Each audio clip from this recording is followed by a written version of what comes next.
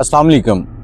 आज एक ऐसी कहानी आपको सुनाने जा रहा हूँ जो मेरे परदेसी भाइयों के लिए ख़ास तौर पर जो लोग बाहर जॉब करते हैं और अपने रूम शेयर करते हैं उनके लिए बहुत ही इम्पोर्टेंट है। सऊदीया के अंदर एक दोस्त दूसरे दोस्त को फ़ोन के ऊपर बता रहा था कि यार मेरे 2500 रियाल जो है मेरे अकाउंट से कम हो गए। अब ये अकाउंट मुझे समझ नहीं आ रही किस तरह से कम हो गए, किसी ने चोरी कर लिए हैं, किसी ने फ्रॉड कर लिया और इसको कैसे चेक करूं। तो वो दोस्त उसको समझा रहा होता है कि इस तरह से चेक कर लो। वो जब उसको समझ नहीं आती, क्योंकि वो सादा सा इंसान था, ज़्यादा पढ़ा लिखा भी नहीं था, लेकिन कुदरत की मेहरबानी थी कि उसके ऊपर ये जो पैसा है ना ये मेहरबान था, पानी की तरह आता था उसके पास। अब उस दोस्त ने कहा कि तुम अपना अकामा, अपना वो सारे डॉक्यूमेंट, पासपोर्ट मुझे सेंड करो, मैं यहाँ से चेक करवाता हूँ कि तुम्हारे अकाउंट के साथ क्या मसला बना है, क्यों ये पैसे इधर उधर हुए हैं। इतनी ही देर में उसका कमरे में एक शख्स दाखिल होता है जो कि उसका रूममेट होता है, उसके साथ कमरे में रहता है। वो भी इकट्ठे जॉब करते हैं, शाम को इकट्ठे सोते हैं। तो वो आते ही कहता है यार 1 मिनट फ़ोन बंद करो, मुझे तुमसे ज़रूरी बात करनी है। कहता है यार अच्छा मैं पहले फ़ोन कर लूँ फिर बात कर लेते हैं। कहता नहीं आप फ़ोन बंद करो, इस फ़ोन से ज़रूरी बात है। अब वो गुस्से में उसे कहता है यार लो मैंने बंद कर दिया, अब तुम सुना लो, पहले मेरे पैसे निकले हुए, तुम्हें अपनी पड़ी हुई है। एकदम से वो जो शख्स कमरे में दाखिल हुआ था वो रोने लग गया, उसकी आंखों से आंसू बहने लगे और वो रोते हुए उससे माफ़ी मांग रहा है। वो देख रहा है कि यार ये माफ़ी किस चीज़ की। उसे कहता है यार माफ़ी किस चीज़ की, क्या हुआ, क्या बात है, क्यों माफ़ी मांग रहे हो। अब वो शख्स कहता है कि देखो मैंने तुम्हारे 2500 रियाल जो हैं वो लिए हैं। क्यों लिए हैं? मेरी बहुत ज़रूरी जो काम था वो था और मैंने ये पैसे किसी को देने थे, लेकिन किसी से मैंने भी लेने हैं, वो मुझे रोज़ आजकल कर रहा था। आज उसने पैसे देने हैं तो आज मैं तुम्हें वापस कर दूंगा, लेकिन मैं तुमसे माफ़ी मांगता हूँ, मुझे माफ़ कर दो। मैंने यही सोचा था कि जैसे ही मेरे ये पैसे आ जाएंगे चुप करके तुम्हारे अकाउंट में डाल दूंगा, लेकिन वो मैं अपनी मजबूरी आपके साथ शेयर नहीं करना चाहता था, इसलिए पैसे निकाल लिए। अब ये जो शख्स था बहुत ही सादा था और इसने कहा चलो ठीक है मैंने तुम्हें माफ़ किया। अब कुछ देर के बाद ये प्लान बनाता है कि हम लोग बाहर चलते हैं कहीं, और घर से निकलते वक्त वो छुरी अपने साथ रख लेते हैं। अब ये निकलते हैं, एक सहरा की तरफ जाते हैं, वहाँ कहता है कोई होटल है वहाँ खाना खाएंगे, और रास्ते में एक जगह आती है जहाँ पर एक कमरा था। तो ये गाड़ी रोकता है, उसको कहता है आओ तुम्हें एक चीज़ दिखाऊं। उस कमरे में जाता है, छुरी से उसके ऊपर वार पे वार करता है और उसको मार देता है। जब देखता है कि वो मर गया है तो उसी छुरी से अपने ऊपर भी कुछ वार करता है, जहाँ से बंदा मर ना सके, खून अच्छा खासा निकल आए लेकिन बंदा मरे ना, ऐसी जगह पे छुरियां मारता है।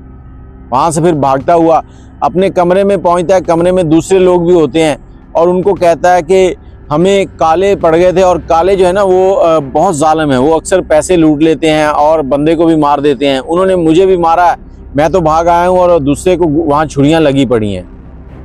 अब वो सारे वहाँ से निकलते हैं, जल्दी जल्दी पुलिस को भी कॉल करते हैं, पुलिस भी वहाँ पहुँचती है।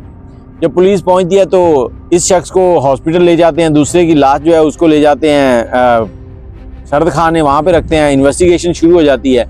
अब ये सारी कहानी पुलिस को सुनाता है कि इस तरह से काले आ गए थे, उन्होंने हम पे इस तरह से हमला कर दिया, हमारे पैसे भी ले गए हैं, ये हो गया वो हो गया। पुलिस जो है इसकी बातों पर यकीन नहीं करती।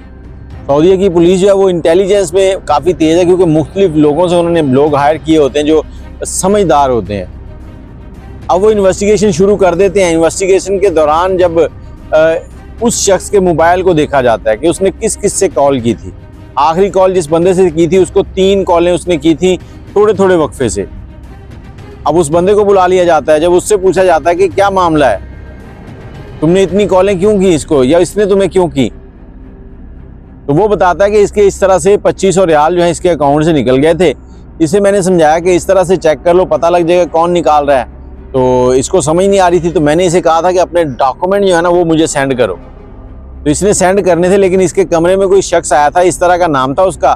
तो उसने आके इसे कहा कि फ़ोन बंद करो, काम है। तो उसके बाद फ़ोन बंद हो गया। मैं इंतज़ार करता रहा हूँ, इसने डॉक्यूमेंट ही नहीं सेंड किए। उन्होंने कहा जी वो कैसे सेंड करता, उसका तो कत्ल हो गया है। वो बेचारा भी सर पकड़ के बैठा कि ये क्या हो गया है। अब जो शख्स अस्पताल में था सेम वही नाम था जो उस शख्स ने बताया कि कमरे में आया था। उसके पास पुलिस पहुंच गई। पुलिस ने उससे पूछा भाई कैसे कत्ल किया, क्यों किया। नहीं मैंने कत्ल नहीं किया वो कह रहा है, लेकिन पुलिस के पास बड़े हरबे होते हैं।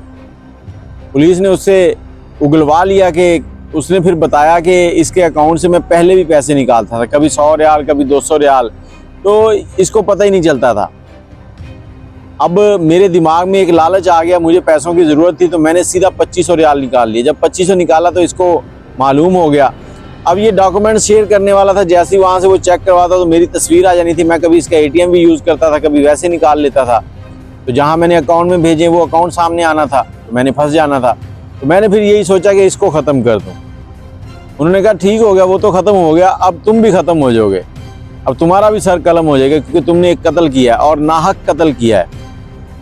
तो अब आप लोगों को ये कहानी सुनाने का मकसद सिर्फ ये है कि अगर आप कहीं भी रहते हैं, कहीं भी काम करते हैं, आपका कोई काम है, आपका कुछ भी है, तो पैसे जब भी किसी को देने हैं जेब से उतने ही पैसे निकालें जितने आपने आगे देने हैं। ये नहीं कि आपकी जेब में 50,000 रुपये, तो आपने देना 200 रुपया, तो 50,000 निकाल के उसमें से 200 निकाल रहे हैं। कुछ लोगों को आदत होती है शोखियाँ मारने की, तो ये शोखियाँ कभी कभी जान भी ले जाती हैं। सामने वाले का कब ईमान डोल जाए क्या कह सकते हैं। तो आप लोग आने वाले वक्त में दूर अंदेशी देखा करें कि क्या चीज़ हमारे लिए बेहतर है। बहुत सारे लोग जो हैं वो जेब से सिर्फ एक नोट ही निकालते हैं, तो हम लोग उनको कहते हैं कंजूस है। वो कंजूस नहीं होता, वो समझदार होता है। वो पैसा खर्च भी कर रहा होता है लेकिन एहतियात से कर रहा होता है। कई बार कई होटल मालकान, दूसरे कोई भी कारोबार वाले वर्करों के सामने पैसे नहीं निकालते, उनको साइड में बिठाते हैं, कमरे से जाके पैसे पूरे निकाल के फिर ला के देते। वो कहते हैं देखो कैसा हमारा मालिक है, लेकिन वो मालिक ठीक होता है। क्या पता कब इंसान का ज़मीर बदल जाए और इंसान गलत रास्ते की तरफ चल पड़े। तो आप लोगों ने भी आगे ख्याल रखना है। और जो दोस्त हमारे बाहर दूसरे मुल्कों में बैठे हैं और अपने रूममेट के साथ रहते हैं, बहुत सारी बातें शेयर करते हैं, घर में बता रहे होते हैं हमने इतने पैसे भेज दिए, ये हो रहा है, वो हो रहा है, बच्चे इधर पढ़ते हैं, ये करते हैं, वो करते हैं। तो ये सारी बातें हर शख्स के साथ शेयर करने की नहीं होती। खुदारा अपना और अपने बच्चों का ख्याल रखें और अपनी कमाई हुई जमा पूंजी को महफूज रखें। दुआ में याद रखिएगा। अल्लाह हाफिज़।